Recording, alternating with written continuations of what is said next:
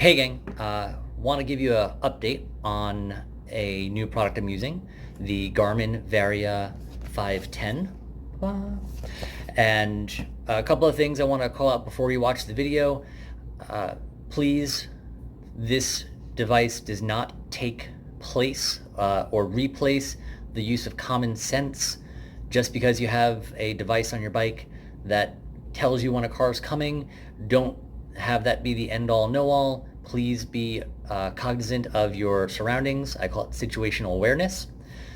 Also, make sure that you are doing things to keep yourself safe. Obviously, signaling before you change lanes, hand signals have not gone out of style, and yeah, just be safe while you're out on the road. The model that I'm going to review is a combo, so it does come with the sensor for the front of your bike. There is a model available that is just the radar unit, and if you need to pair it to an existing bike computer or a Garmin watch, you'll see how I pair it in the video. Super easy. Thanks for listening, trying out the whole unboxing and product review, so leave comments, let me know how I did, let me know what I can improve. Thanks so much.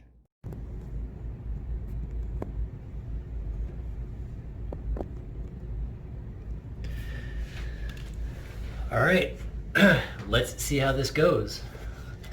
Today I'm going to unbox the Varia RTL510. It's a radar for the back of my bicycle,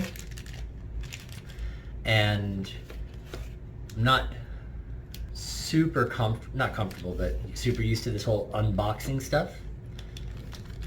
But let's give it a try. So, one of the things that I've come to appreciate about Garmin is that they still include paper copies of user manuals with their products. I understand that that might be controversial with trying to be eco-friendly, but to be very honest with you, I like having a user manual to read. It's just me. So inside the box, we have the actual unit. Sorry. We have the piece that goes on your handlebar to tell you if there's a car coming behind you. You have your bands to attach the head unit to your handlebar. You have the bands to attach your radar detector to your seat post. As I mentioned, you have your actual paper user guide, which I'll put over here, and then a charging cable for both the handlebar unit and the radar. So it all looks pretty straightforward. So we actually don't need a whole lot of this.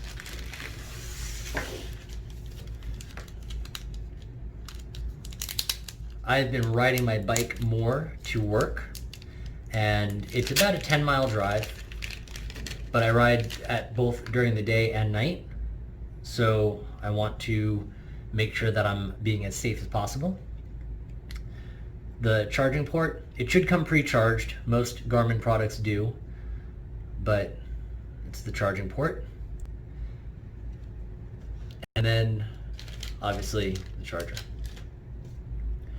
While I have this open and before we turn it on, for those of you that are not sure how to use the mount, maybe I'll do a portion of this video on how to put that mount in. But it has a mount for an aero bike and a mount for a regular seat post or regular post. So that way, regardless of what bike you're using, this will fit on it. And it just goes in sideways and clips into place. So, more on this a little bit later. What I'm going to do right now is actually pair this sensor to my watch and then give it a good charge before I actually bring it take it on the road.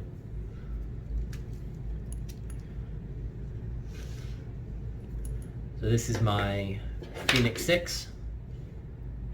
And then let's turn on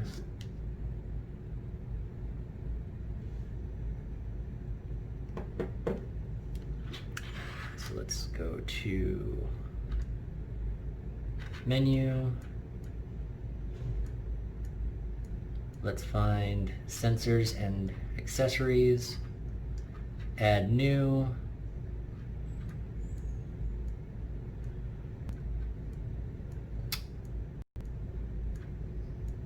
So it could be lights, it could be radar. It's not an expanded display, it's not a foot pod. So let's just go to search all sensors. And it should pick up the Varia. That's bright. Look at that. Radar 75, 1035. Add to select. Add to select. All right. So it is now connected.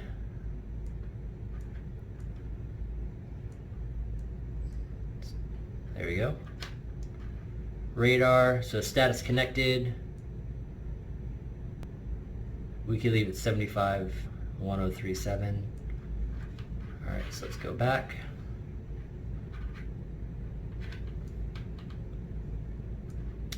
And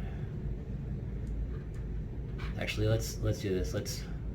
We just turned it off. So taillight disconnected. Turn it back on.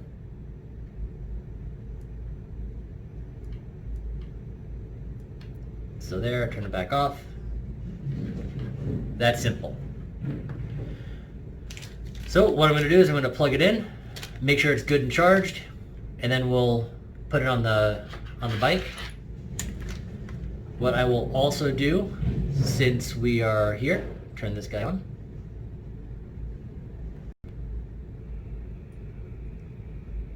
One, two, three. So you can see that it's pairing. I'm going to make sure that it is paired to the bike radar. So let's find the power switch there.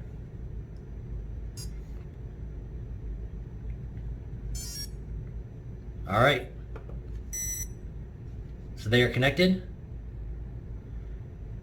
And then we'll give that a test as soon as we get everything charged up. Thanks all.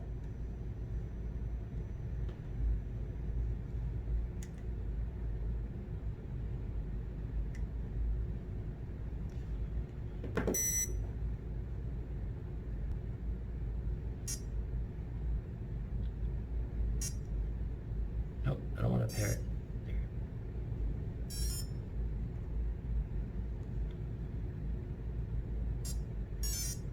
There we go.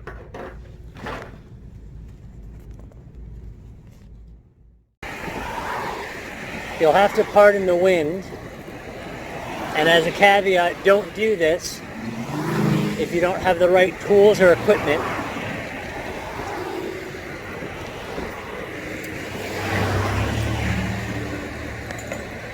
So you can see there's a yellow caution circle at the top, and that white dot that keeps passing are cars behind me.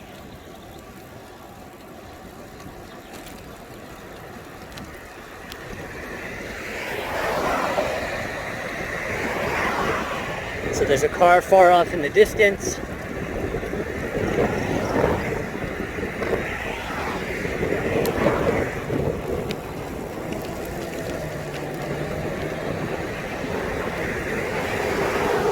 All right.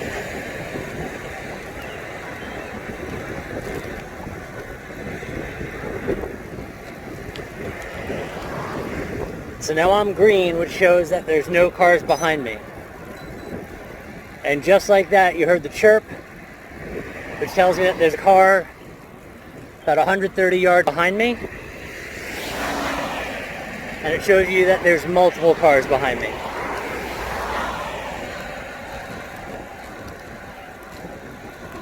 So let's do one of these guys.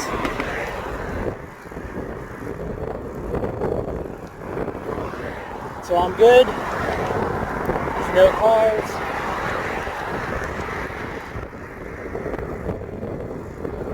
And you can see that the oncoming traffic doesn't get counted. And now there's a car.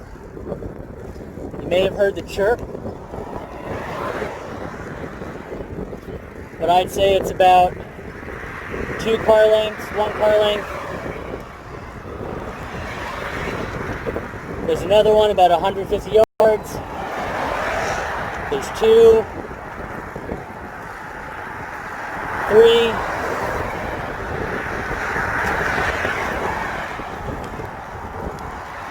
So there's 2. There's 1. Now they're coming up like flies.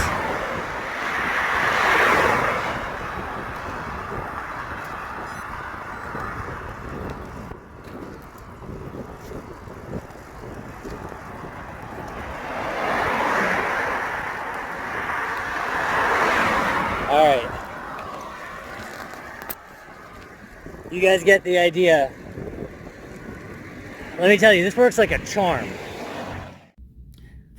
Alrighty, so as promised, just wanted to turn this quick and take it off. It's that simple, right? Just turn it, and now it's locked in, not going anywhere. Same thing with the back of the bike right here. Turn, and then it comes out,